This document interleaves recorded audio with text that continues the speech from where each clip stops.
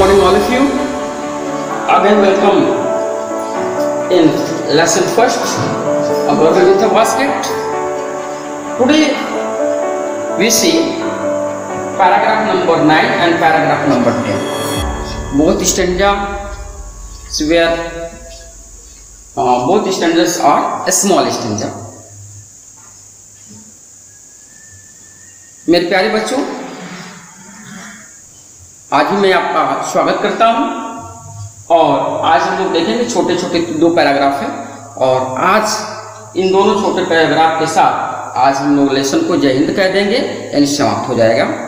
तो हम लोग सबसे पहले देखेंगे paragraph number 9। I told this story to prime minister Pandit Jawaharlal Nehru. I told him it was one reason I had fallen in love with India. इसमें कुछ कठिन मीनिंग है, देख लेंगे। Decency, good behavior. Decency means good behavior, भद्र व्यवहार, अच्छा व्यवहार। Passion, strong. Passion means strong, या हिंदी कह सकते हैं तीव्र इच्छा।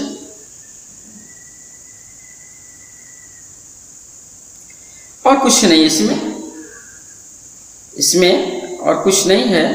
हम लोग सीधे देखेंगे। I told this story to prime minister Pandit Jawaharlal Nehru. कहते हैं कि मैंने यह कहानी उस समय के जो वर्तमान प्रधानमंत्री थे पंडित जवाहरलाल नेहरू, विलियम शेक्सपियर कहते हैं कि मैं इस घटना को, इस कहानी को मैं प्रधानमंत्री पंडित जवाहरलाल नेहरू को मैंने सुनाई।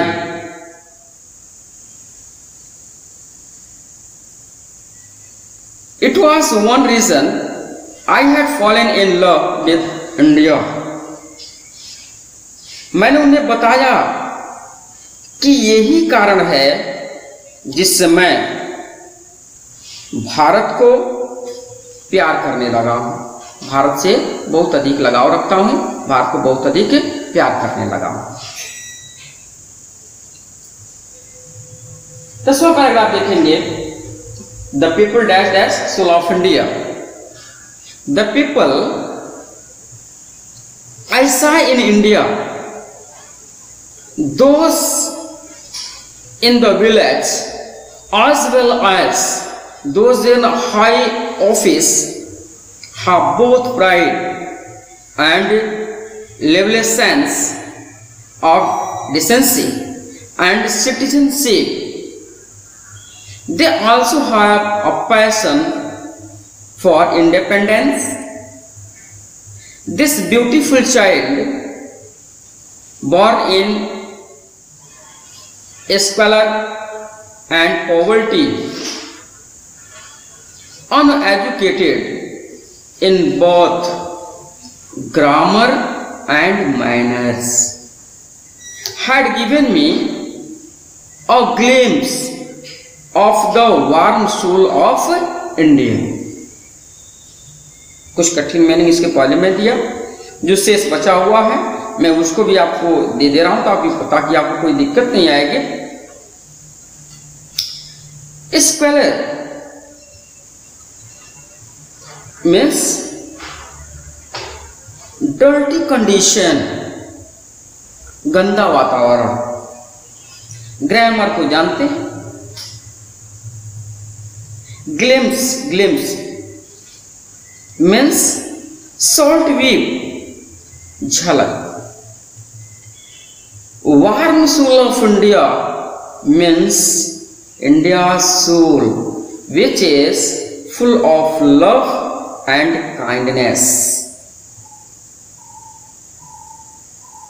प्रेम तथा दया से परिपूर्ण भारतीय आत्मा।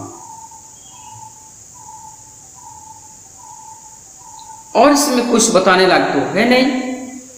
अब सीधे हम लोग आएंगे अर्थ पे। विलियम सेडेगस कहते हैं द पीपल आई सा इन इंडिया, मैंने जिन्हें भारत में देखा, चाहे वे गांव के निवासी हों या ऊंचे पदों पर काम करने वाले लोग,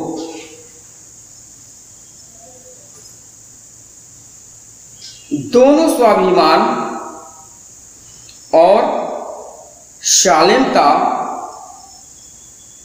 तथा नागरिकता की जीवंत भावना से संपन्न हैं। उनके अंदर स्वाभिमान, शालीनता, नागरिकता, ये सारी चीजें उनके अंदर कूट कूट करके भरी हुई है। कहते हैं कि जीवंत भावना से संपन्न है। उनमें आजादी की तीव्र आकांक्षा भी है। कहते हैं कि इन लोगों के अंदर आजादी की तीव्र आकांक्षा भी है। इस सुंदर बच्चे ने जो मलिनता और गरीबी के वातावरण में पैदा हुई,